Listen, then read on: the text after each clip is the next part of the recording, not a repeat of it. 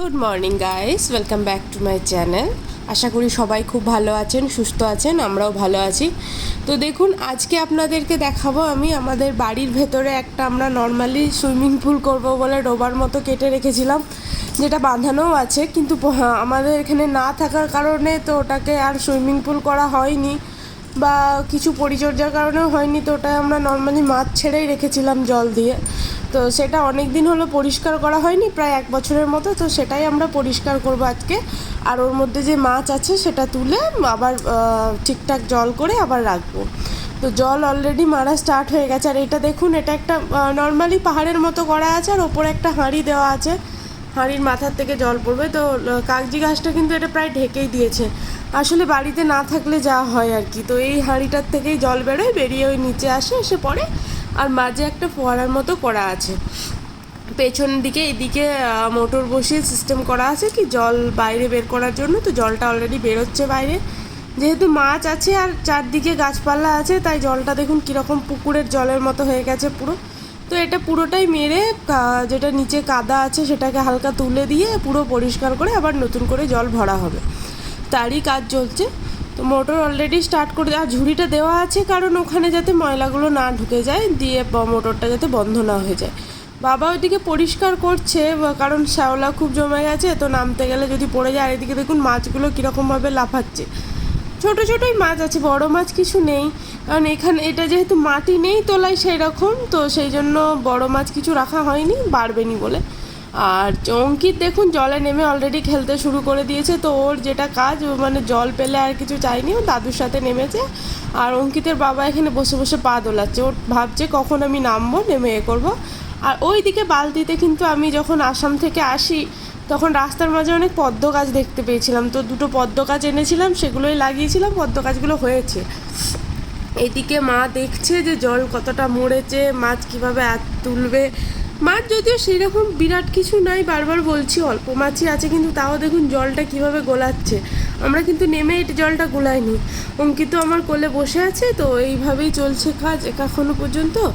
যাই হোক, জল অনেকটাই মরে গেছে, প্রায় মরার শেষের দিকে। তো ওই জন্য বাবা চেষ্টা করছে যদি হাতে করে কিছু মাছ ধরা যায়। আর ওইদিকে মনে হয় পাইপের কাছে ওই ময়লা জলটা ঢুকে গেছে, তো ওটাই পরিষ্কার করে দিচ্ছে একবার, যাতে জলটা ঠিকঠাকভাবে যায়।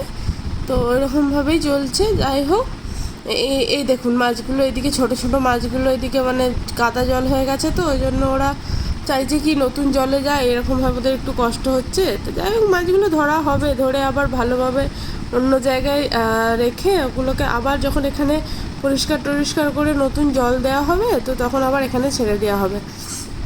এরকমভাবেই আমরা নর্মালি এটাকে পরিষ্কার করি বা মাছ ছেড়ে রাখি।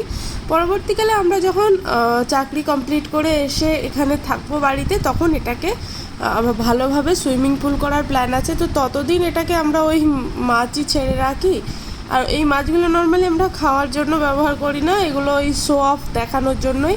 তো যেহেতু আমরা অনেক দিন পরে ছুটিতে এসেছি, তাই জলটা পরিষ্কার করে সব কিছু ঠিকঠাক করছি, কারণ বাবার একার পক্ষে ওটা সম্ভব না, একা মাছ ধরবে বা একা করবে, এটা সম্ভব না, মিনিমাম 2জন তো লাগে। তো তাই আমরা এলেই এটা হয়। তো দেখুন অলরেডি জাল নিয়ে কিন্তু রেডি হয়ে গেছে। তো ওরা বাপ বেটা মানে তোমাদের দাদা ভাই সুমন্ত আর আমার শ্বশুরমশাই মানে বাবা, 2জন মিলে কিন্তু নেমে পড়েছে। এখানে বড় একটা শোল মাছ সেটা বসে আছে, তো সেটাই ধরার চেষ্টা চলছে। আর অঙ্কিত দেখুন মানে সে জলে নামবে বলে লাফাচ্ছে, তাই তার ঠাম্মা তাকে ধরে রেখেছে, ধরে রাখতে পারেনি। আর এই শোল মাছগুলো কিন্তু আমাদের ওই বড় পুকুরটা যখন গাবান করা হয়েছিল তার থেকেই কিন্তু ধরে এনে এখানে ছাড়া হয়েছিল। তো সেই শোল মাছ দুটোই কিন্তু ধরার প্ল্যানিং চলছে। তো দেখুন ওই শোল মাছটা কতবার পড়বে আর কতবার একদম পড়ে গেছে আবার, তো আবার ধরছে, আবার পড়ছে, আবার ধরছে, কারণ শোল মাছ অনেকটা পিচ্ছিল মাছ, তো ওই জন্যই করছে। তো ওই যে ধরে নিয়েছে, আবার যা পড়ে গেল, আবার ধরবে। জল যেহেতু নাই, নিচেটা যেহেতু বাঁধানো ঢালাই করা, সেহেতু অসুবিধা সেরকম কিছু হবে নি। তো তাই ধরে এরপরে ফিকে দিয়েছে। এরপরে এরা জাল টেনে এরকমভাবে বাকি যে ছোট ছোট মাছগুলো আছে সেগুলো সব পুরো ধরে নিচ্ছে, কারণ এরপর কাদা বেশি হয়ে গেলে কাদা জল খেয়ে নিলে মাছগুলো আর কিন্তু সেরকমভাবে মাছগুলো বেঁচে থাকবে নি। তো তাই সব এইভাবে ধরে মাকে দিচ্ছে, মা আবার নিয়ে যেয়ে ওগুলো একটা জলের জায়গা বানানো হয়েছে যেখানে ছেড়ে রাখছে, পরে আবার এটা পরিষ্কার হয়ে গেলে আবার কিন্তু ওই জায়গার থেকে নিয়ে আবার এখানে ছেড়ে দেবে। এইভাবেই পুরো মাছগুলো কমপ্লিট করে ধরা যখন হয়ে গেছে, এখনও ধরছে, এখনও ধরা হয়নি, এখনও ধরছে, কারণ অনেকগুলোই বেশ মাছ ছিল। তো মাগুর, শিঙেল, পুঁটি, ট্যাংরা, তারপরে তো কই, রুই, তারপরে কাতলা, মানে ছোটো ছোটো সমস্ত মাছ, ছোটো বড় সমস্ত মাছই আছে, কিন্তু মাছের সাইজ ছোটো। এবার দেখুন আর জালে করে ধরতে পারেনি, তাই লাস্টে থালা নিয়ে এসছে থালাই করে ধরবে বলে, কারণ এটা মাছ তো নয় যে হাতে করে টিপে ধরবে, নিচেটা তো ঢালাই করা, তাই যেভাবে হোক কুড়োতে পারলেই হচ্ছে। তো যাই হোক সেইভাবেই মাছ কুড়োচ্ছে, কুড়িয়ে লাস্টে এরপরে ওই রকমভাবেই সব মাছগুলো তো ধরতে হবে। কিন্তু মোটর মনে হয় পেছন থেকে বন্ধ করে দিয়েছে, কারণ এরপরে জলটা পুরোটাই আর জল নেই, পুরোটাই কাদা। তো এই কাদাগুলো এরপরে ওরা মগে করেই তুলবে, মগে করে তুলে আর বাগানের যে গাছগুলো আছে সেই গাছের গোড়ায় দিয়ে দেবে। মানে এটা অনেকটাই উপকারী, যেহেতু এটা মানে পুকুর না, এটা যেহেতু আপনার ঢালাই বাঁধানো একটা জায়গা, তো সেহেতু এই কাদাটা নাকি বলে পুরোটাই গাছের জন্য ভালো। তাই ওরা তুলে এরপর গাছের গোড়ায় দিবে। যাই হোক, তো দেখে নিচ্ছে আর কোথাও কিছু মাছ আছে নাকি। একটা ছোট্ট শিঙেল মাছের বাচ্চা আছে, তো সেটাকেই ধরার জন্য চেষ্টা করছে। দেখা যাক পায় নাকি ধরে শেষ পর্যন্ত। তো এই যে করে পায়ে করে শিঙেল মাছ ধরার চেষ্টা করছে, যদি বিঁধে দেয় রে বাবা আজকে সারা রাত, মানে কি বলবো, আর দেখতে হবে না। দেখুন ধরার চেষ্টা করছে সুমন্ত, মনে হচ্ছে না যে এরকমভাবে ধরতে পারবে, লাস্টে সেই সব মাটি তুলে নেওয়ার পরই পাবে। তো তারপরে এই দেখুন এখান থেকে জল তুলছে এরকমভাবে, কাদা জলটা তুলে, আর এইদিকে কিন্তু বাবা ঝেঁটিয়ে নিয়ে যাচ্ছে যাতে ওটা পরিষ্কার হয়ে যায় ভালোভাবে, শ্যাওলা ট্যাওলা সব কিছু। তো এইভাবেই আমরা নর্মালি পরিষ্কার করি আমাদের এই ডোবাটা। তো এইরকম চলছে। আর এই দেখুন একটা বড় বালতি, দেখা যাক তুলতে পারে কি না। হ্যাঁ, শেষ পর্যন্ত যাই হোক, ফৌজিতে চাকরি করে, এটুকু যদি না পারে তাহলে আর মান সম্মানের ব্যাপার কোনো থাকে না।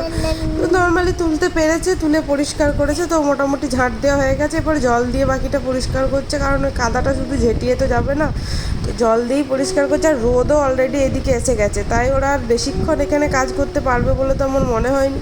মানে এই রোদেতে যতক্ষণ করে, তাই তাড়াতাড়ি যাতে কাজটা শেষ হয়ে যায় সেই। আর যেই মাছগুলো ধরা হয়েছিল ওই মাছগুলো দেখুন এইরকমভাবে রাখা আছে।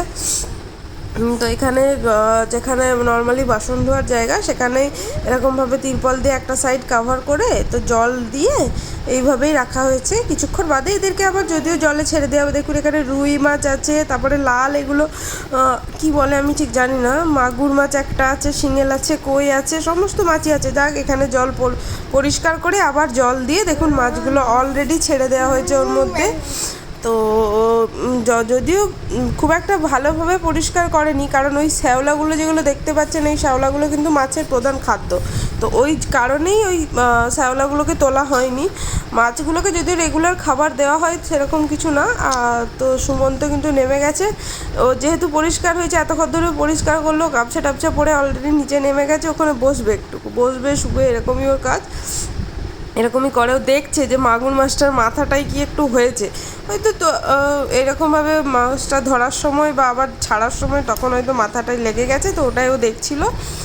তো যাই হোক, তারপরে ওখানে যে এক জায়গায় বসবে আর আমি ওকে বলবো মাছ ধরো, তো ওর পক্ষে কিন্তু এই মাছগুলো ধরা ওরকমভাবে সম্ভব নয়, কারণ অত সহজে এই দেখুন যখনই যাচ্ছে তখনই সরিয়ে যাচ্ছে, একটা মাছ ওইভাবে ধরা যায়নি। আর ওই যে সামনে গর্তটা দেখতে পাচ্ছেন, ওই গর্ততে কিছু মাছ বসে থাকে, তো ওখান থেকে যদি ধরতে পারে, কিন্তু ওখানে ধরতে গেলে একটা কি দুটো শিঙেল মাছ আছে, যদি বিঁধে দেয় তো সেই ভয়ে ওখান থেকে ধরতেও যাবে না।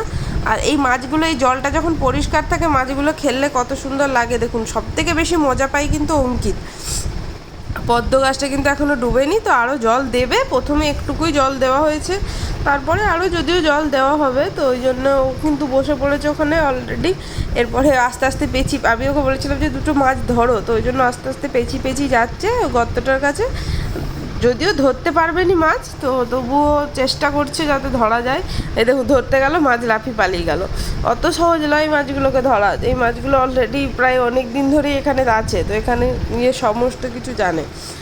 এইভাবেই মানে আমরা ছুটির সময় এসে এটা পরিষ্কার করে কিছু টাইম এইটার ওপরে দিই, আর কিছুটা মজাও পাই।